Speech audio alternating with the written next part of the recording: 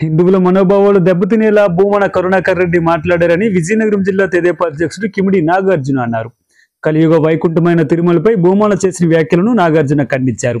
టీటీడీపై అసత్య ప్రచారాలు చేస్తే చూస్తూ ఊరుకునేది లేదని ఆయన హెచ్చరించారు. ప్రపంచవ్యాప్తంగా ఉన్న హిందువులందరి మనోభావాలు దెబ్బతీసేలాగా భూమన కరుణాకర్ రెడ్డి గారు ఈ రోజున మాట్లాడడం అనేది జరుగుతూ ఉంది.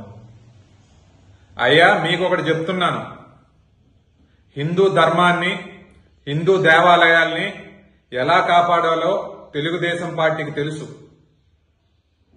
మీ హయాంలో వైకాపా ప్రభుత్వం అధికారంలో ఉన్నప్పుడు సుమారు 150 దేవాలయాల్ని ధ్వంసం చేశారు. ఆ కేసులు ఏమయ్యాయండి?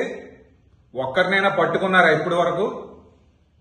వైకాపా అధికారంలో ఉన్నప్పుడు సింహాచలం దేవస్థానంలో ఎన్ని ఆవులు సరైన భోజనం లేక, తిండి లేక చనిపోయాయండి?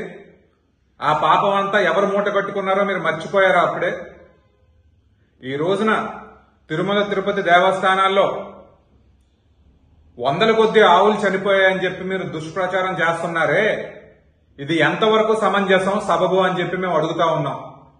ఎందుకంటే నెలకి ఎన్నో కొన్ని ఆవులు వృద్ధాప్యం రీత్యానో లేదంటే ఇంకేదైనా జబ్బులు రావడం వల్లనో ఒక 4-5 ఆవులు ప్రతి నెల చనిపోతాయన్నది వాస్తవం. అలా జరిగిన దానికే మీరు వందల కొద్ది ఆవులు చనిపోయాయని చెప్పి దుష్ప్రచారం చేస్తున్నారు. దీని మీద ఖచ్చితంగా తెలుగుదేశం పార్టీ మీ మీద కేసులు పెడుతుంది అని కూడా హెచ్చరిస్తా ఉన్నాం.